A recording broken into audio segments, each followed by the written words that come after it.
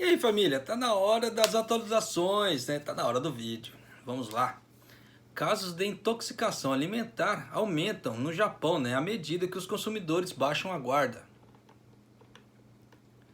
Em um centro de serviço diurno para idosos em Usuki, na província de Oita, uma bebida esportiva parecia uma bebida prudente para um dia de verão. Mas, no entanto, 13 idosos ficaram doentes depois de engolir a mistura de pó da bebida esportiva e água de uma chaleira.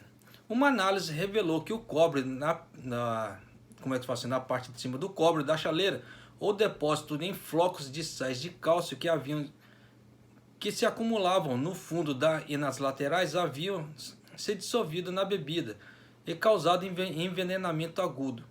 O caso está entre uma sucessão relatada em que as pessoas ficaram doentes após consumir água e alimentos no país mais higiênico do mundo. Por trás da tendência, de acordo com o especialista, está a consciência reduzida dos consumidores sobre o problema. Tanto que eu gravei um vídeo falando sobre esse caso, tá? Tempos atrás. No centro de serviço diurno de Usuki, a água da torneira era fervida, depois resfriada antes de ser misturada com a bebida esportiva em pó. A bebida acabada foi distribuída aos usuários da instalação com idades entre 77 e 96 anos, após o banho da manhã de 6 de julho, de acordo com o governo da província. Depois de consumir a bebida, os que adoeceram reclamaram de condições como náusea e intestino solto, no caso, vulgo diarreia, né? Informado sobre o incidente, o Centro de Saúde Pública local examinou a bebida e detectou 200 miligramas de cobre por litro. Embora a caldeira fosse de aço inoxidável, né, se acumula. Eles falam pelos, né, assim, na tradução, né, mas não seria bem pelos, tá? Se acumularam na vasilha de 10 anos, escurecendo em uma seção, né, na parte do fundo, né, da chaleira, de acordo com os resultados da inspeção do centro de saúde.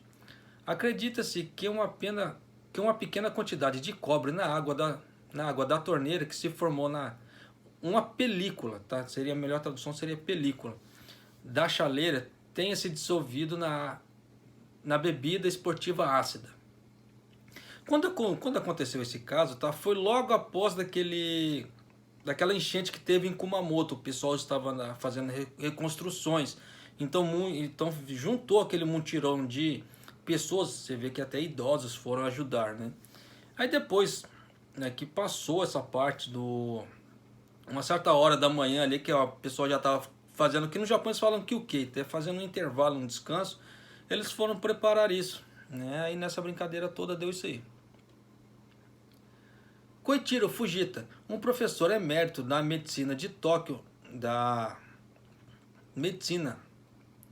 na Tokyo Medical and Dental University, que pesquisou a qualidade da água em 90 países em todo o mundo, descreveu o caso como sendo improvável de ocorrer em condições normais. Como apenas um volume extremamente pequeno de cobre pode ser encontrado na água da torneira, o resíduo do metal é facilmente removido da louça. Significa que, segundo Fujita, é raro que a água da torneira seja identificada como a causa da intoxicação alimentar. Então vocês estão vendo que, dependendo da forma que você lavar, né, sua panela, igual no caso assim, nós temos o Teflon, né, ou o alumínio. Principalmente que eles falam que o alumínio é muito prejudicial à saúde. Por quê? O alumínio não é condutor elétrico. A parte nervosa é puro estímulo elétrico, né? Então, se a partir da hora que você começa a acumular, né, minerais no corpo que não fazem estímulos elétricos e corta aquele estímulo elétrico do corpo, começa a dar uma série de problemas, né? E tanto que eles falam assim, se for para comer em marmita de alumínio, por exemplo, não raspar o fundo, porque você vai acabar raspando com um garfo ou com uma colher e vai levar aquele alumínio, você vai ingerir alumínio e ao longo prazo isso vai te fazer mal, né? É o que dizem, né, os médicos, né? Esforços para melhorar a qualidade da água fornecida para o consumo começaram por volta do início da Era Meiji, né? A Era Meiji se deu em 1868 a 1912. Desde que o cólera, no caso assim, a cólera se espalhou pela água durante o período Edo, que foi em 1603 a 1867. A água da torneira do Japão é agora considerada uma das mais seguras do mundo. Eu duvido. Eu duvido, porque nesse ponto a água do Japão tem muito cloro, mas muito mesmo, tá? Tanto que dependendo da região que você for lá, você mete o copo dentro debaixo da torneira, você dá umas, olha, você espera um pouquinho assim, você vê o troço assim até meio turvo assim, porque é muito cloro. Você vê que muitas pessoas quando vêm para o Japão, logo de cara começa a tomar banho aqui na água daqui, o cabelo cai direto, cai muito o cabelo, que é excesso de cloro. Fujita, no entanto, observou que a água mineral é melhor para o consumo direto. Você vê que existem dois pontos diferentes aí para a mesma água. Fujita disse que, embora a água do Japão contenha uma qualidade menor de cloro para a esterilização do que as diretrizes de segurança da Organização Mundial da Saúde, OMS, sei não, hein? E, portanto, não possa ter efeitos negativos significativos para a saúde, diferentes níveis de dureza são melhores para os consumidores em diferentes condições. Aqueles com diabetes e pressão arterial elevada devem escolher a água mais... Eles colocam uma tradução de dura, né? Não seria bem dura, assim, no caso assim, com mais cloro, né?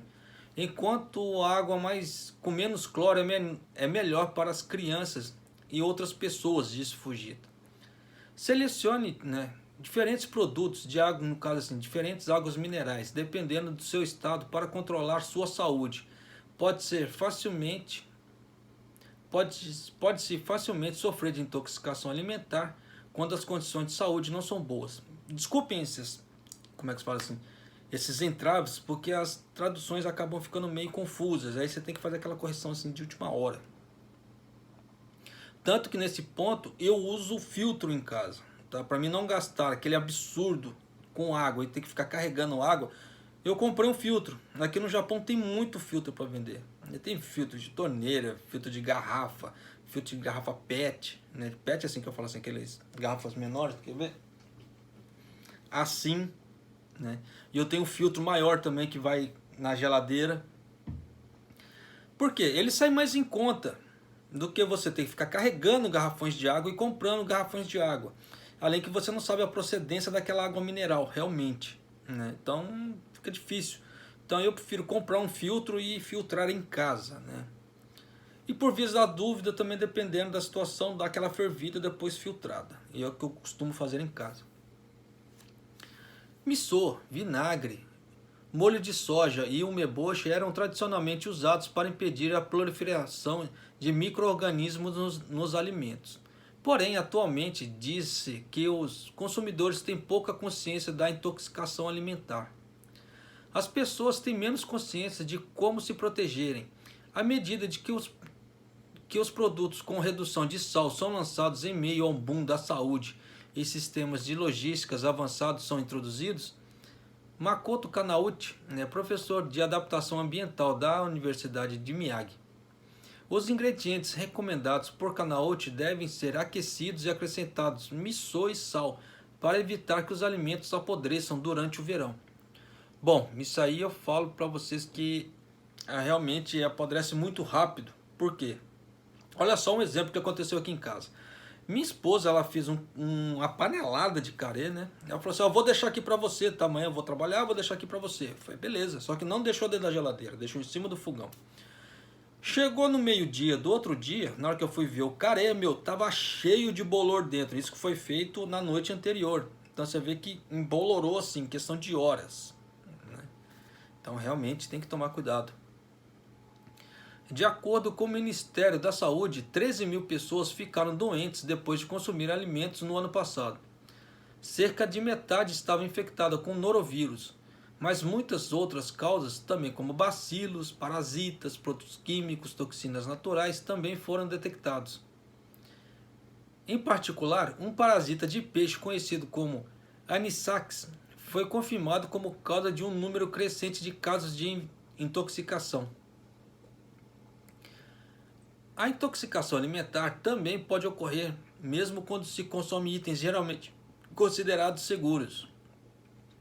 Em um desses casos, crianças que comeram batatas colhidas em uma escola primária em Takarazuka, província de Hyogo, o ano passado, ficaram doentes devido à solanina, uma toxina natural presente nos vegetais. Abobrinha, cabaça de garrafa e outras plantas curcubitáceas às vezes apresentam níveis de amargor significativamente altos, causando vômitos e outros problemas de saúde. As folhas de hortênsia são venenosas, embora se assemelhem à perila. Por isso, deve-se prestar muita atenção ao usá-las para decoração. No caso, assim, o japonês ele usa muita folha para fazer decoração e dependendo da pessoa acaba comendo aquilo ali, né? Eu falo isso porque eu trabalhei no hotel, né, no hotel 5 estrelas lá em Hyogo, e às vezes eu tinha que levar os pratos para os andares, assim, meio que, né, quase um garçom, né? Como é que se diz? Então eu ajudava na preparação dos pratos lá também e fazia a decoração. Então você vê que eles usam muitos vegetais assim diferentes para fazer a decoração dos pratos. Fica a coisa mais linda, mais, sabe como é que é, né? Cada vez mais pessoas carregam suas próprias sacolas de compras, já que os operadores das lojas agora cobram pelas sacolas de plástico, para reduzir o desperdício de plástico.